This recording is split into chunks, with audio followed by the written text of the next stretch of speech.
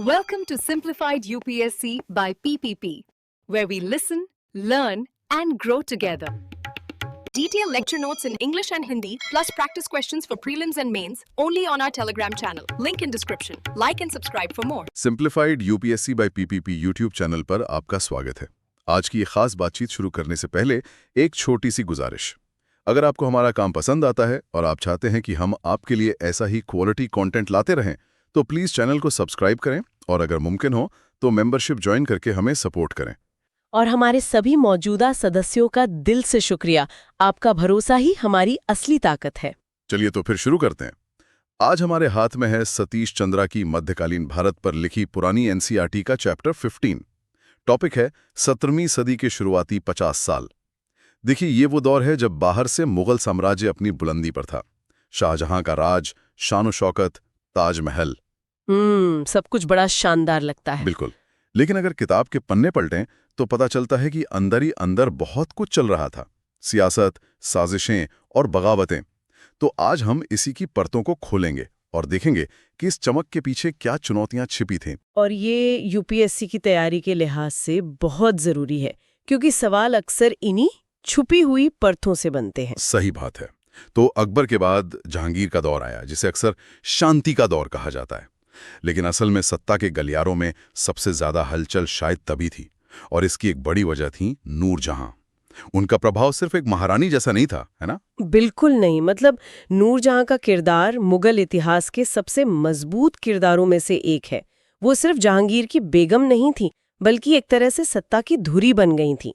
1611 में उनकी शादी जहांगीर से हुई और बहुत जल्दी जहांगीर ने उन्हें बादशाह बेगम का खिताब दे दिया। ये कोई मामूली बात नहीं थी। नहीं, बिल्कुल नहीं। और सिक्कों पर भी उनका नाम आने लगा था, है ना? ये तो बहुत बड़ी बात है। बहुत बड़ी। ये लगभग अपनी संप्रभुता यानी सॉवरेनिटी की घोषणा करने जैसा था।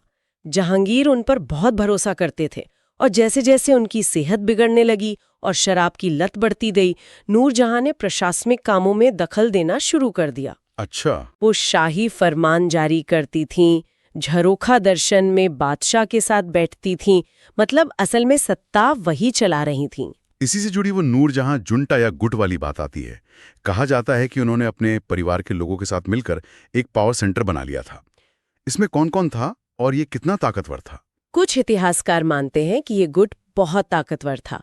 इसमें नूरजहां, उनके पिता इत्मादुद्दौला, उनके भाई आसफ खान और शहजादा खुर्रम, यानी होने वाले शाहजहां। जी वही, ये सब शामिल थे। सोचिए, साम्राज्य के सबसे ऊंचे पदों पर एक ही परिवार के लोग।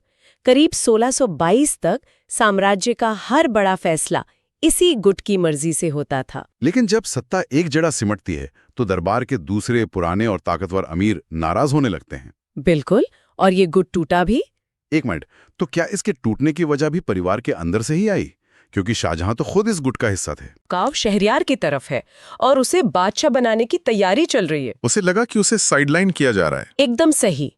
यहीं से उस मजबूत गुट में दरार पड़ गई और एक पारिवारिक झगड़े ने साम्राज्य को एक बड़ी बगावत की आग में झोंक दिया। तो यहाँ से कहानी में शाहजहां के विद्रोह का अध्याय शुरू होता है। और जैसा कि अक्सर होता है, इस विद्रोह की चिंगारी सरहद पर लगी एक आग से भड़की। कंधार का मामला। सही पकड़ा आपने। 1622 में ईरान के सफाविदों ने कंधार पर हमला करके उसे घेर लिया।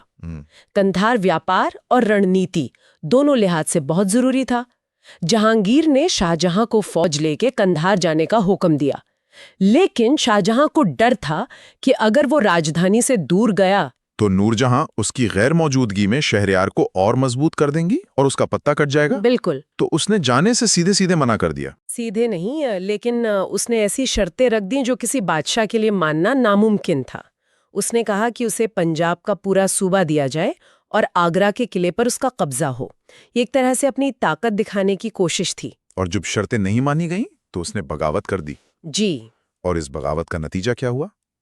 ये सिर्फ एक शहजादे की बगावत थी या इसका असर पूरे साम्राज्य पर पड़ा? इसका बहुत गहरा असर पड़ा। ये बगावत करीब 3 साल तक चली।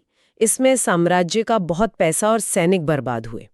शाहजहां को आखिर में हारकर माफी मांगनी पड़ी, लेकिन सबसे बड़ा नुकसान ये हुआ कि मुगलों का ध्यान बटा रहा और कंधार उनके हाथ से निकल गया। एक पारिवारिक झगड़े की कीमत पूरे साम्राज्य ने एक बड़ी रणनीतिक हार से चुकाई। एकदम। और ये सिर्फ पैसे या सैनिकों का नुकसान नहीं था, इसने खतरनाक मिसाल कायम की कि एक शहजादा अपने ही पिता के खिलाफ बगावत कर सकता है।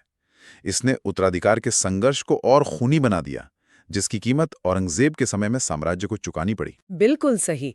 और ये अस्थिरता यहीं नहीं रुकी, एक और बड़ा विद्रोह हुआ, महाबत खान का। अच्छा। हाँ, ये वो सेनापति था जिसने शाहजहां की बगावत को कुचलने में सबसे बड़ा रोल निभाया था। ये दिलचस्प है, यानी साम्राज्य के दो सबसे काबिल लोग, शाहजहां और महाबत खान, दोनों ही नूरजहां के खिलाफ हो गए।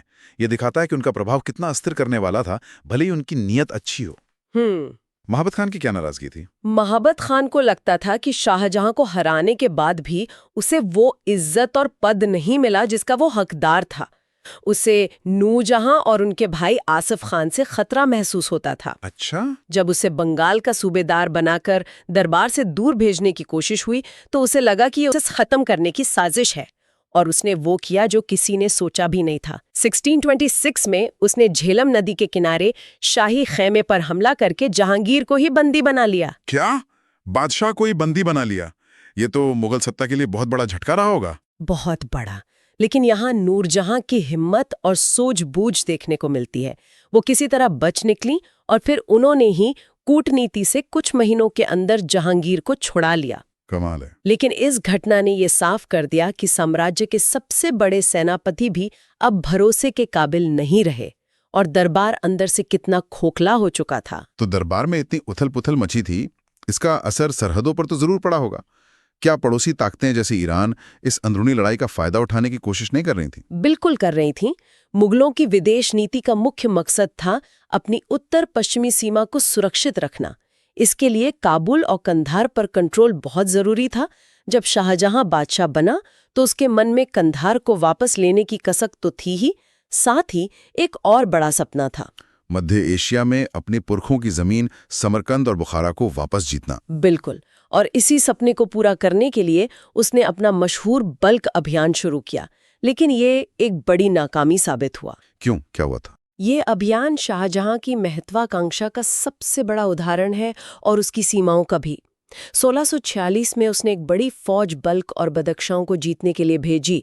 उसका इरादा था कि उज़्बेकों को हराकर काबुल के लिए एक मजबूत डिफेंस लाइन बनाई जाए। और शुरुआत में कामयाबी मिली भी? हाँ, मिली। लेकिन वो इस कामयाबी को संभाल नहीं पाए। क्या दिक्कतें आईं? सेना तो बहुत बड़ी थी। कई दिक्कतें थीं। पहली, उज़्बेकों ने सीधी लड़ाई लड़ने के बजाय छापामार लड़ाई, मतलब गुरिल्ला वॉरफेयर शुरू कर दी। इससे मुगल सेना को बहुत नुकसान हुआ। अच्छा। दूसरी, मध्य एशिया की भयानक सर्दी और रसद की कमी ने मुगल सैनिकों की कमर तोड़ दी। और स्थानीय लोगों का साथ नहीं मिला? बिल्कुल नहीं। वहां के स्थानीय लोगों ने मुगलों को हमलावर माना और उनका साथ नहीं दिया। आखिर में 1647 में शाहजहां को अपनी सेना वापस बुलानी पड़ी। तो इस महंगे अभियान से मुगलों ने क्या सबक सीखा? सबक बहुत साफ था और बहुत कड़वा भी। इस अभियान ने मुगल सैन्य ताकत की सीमाओं का उजागर कर दिया। ये साफ हो गया कि भारत में बैठकर हिंदू कुश के पहाड़ों के पार मध्य एशिया में राज करना लगभग नामुमकिन है। इसे इंपीरियल ओवररीच कहते हैं ना? जी। जब एक साम्राज्य अपनी ताकत से ज्यादा फैलने की कोशिश करता है, और इसका फौरन नतीजा ये हुआ कि 1649 में ईरानियों ने मौका देकर कंधार पर फिर से कब्जा कर लिया। और इस बार मुगल उसे कभी वापस नहीं ले पाए। कभी नहीं। तो इन सब राजनीतिक उठापटक और फौजी अभियानों के पीछे वो कौन सा प्रशासनिक इंजन था जो इतने बड़े साम्राज्य को चला रहा था? हम मनसबदारी व्यवस्था की बात कर रहे हैं, जो यूपीएससी के लिए बहुत जरूरी टॉपिक है। इस दौर में उसमें क्या बदलाव आए? मनसबदारी व्यवस्था मुगल प्रशासन की रीढ़ थी। ये एक ही साथ सेना, प्रशासन और कुलीन वर्ग यानी नोबिलिटी को कंट्रोल करने का सिस्टम था। हर बड़े अधिकारी को एक मनसब दिया जाता था जिसमें 2 रैंक्स होते थे, जात और सवार। जात से पद और सैलरी, और सवार से घुड़सवारों की संख्या। एकदम सही। जात से उसका पद और सैलरी तय होती थी, और सवार से ये कि उसे कितने घुड़सवार सैनिक रखने हैं। और जहांगीर ने इसमें एक बहुत ही दिलचस्प चीज जोड़ी थी, दू अस्पाहा सहस्पाहा प्रणाली। सुनने में बड़ा जटिल लगता है, ये असल में था क्या? ये एक बहुत ही जीनियस जुगाड़ था, आप कह सकती हैं। देखिए, मुगलों के सामने हमेशा एक दुविधा रहती थी। ताकतवर अमीरों को खुश भी रखना है और उन्हें जरूरत से ज्यादा शक्तिशाली होने से रोकना भी है। दू अस्पा सेअस्पा इसी का एक समाधान था।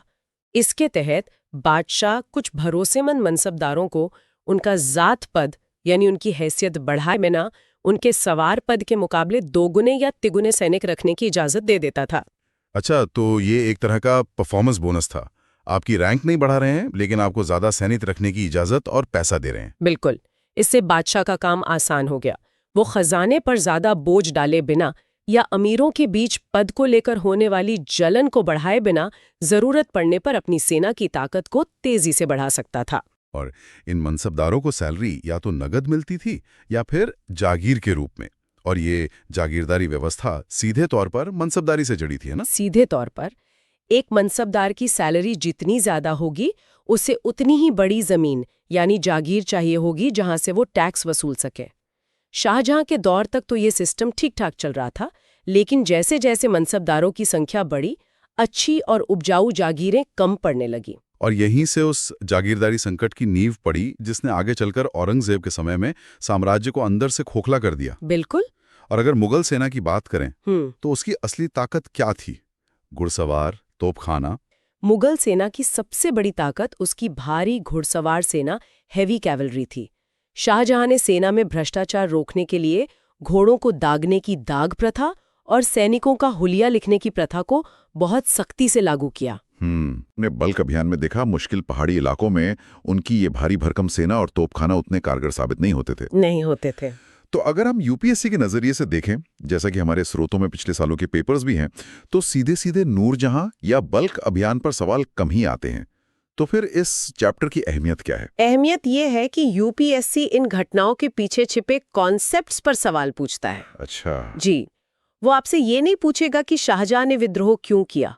वो पूछेगा मुगल काल में उत्तराधिकार का कोई निश्चित नियम ना होना साम्राज्य के लिए कहां तक घातक सिद्ध हुआ, विश्लेषण कीजिए। या मनसबदारी और जागीरदारी व्यवस्था की जटिलताओं पर प्रकाश डालिए। बिल्कुल, इन सवालों का जवाब देने के लिए आपको इन घटनाओं की गहरी समझ होनी चाहिए। ये चैप्टर उन कॉन्सेप्ट्स को एक्शन में दिखाता है जिससे आपकी समझ मजबूत होती है। तो कुल मिलाकर 17वीं सदी का ये शुरुआती दौर एक आईने की तरह है।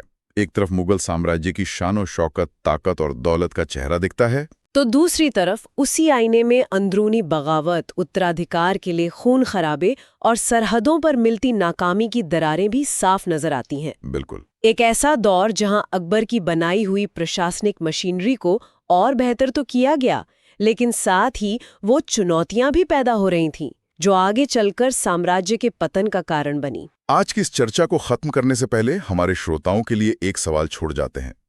क्या शाहजहां के बल्क अभियान की नाकामी को इस बात का पहला साफ संकेत माना जा सकता है कि मुगल सैन्य मशीन, जो भारत के मैदानी इलाकों में इतनी अजेय थी, वो अपनी तार्किक और भौगोलिक सीमाओं तक पहुंच चुकी थी?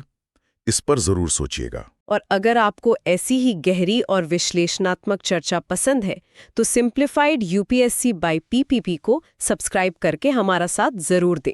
मेंबरशिप ज्वाइन करने का विकल्प भी खुला है। अब मिलते हैं अगले विश्लेषण में। अलविदा। Thanks for watching. Follow us on Telegram and Instagram. Don't forget to like, share, and subscribe.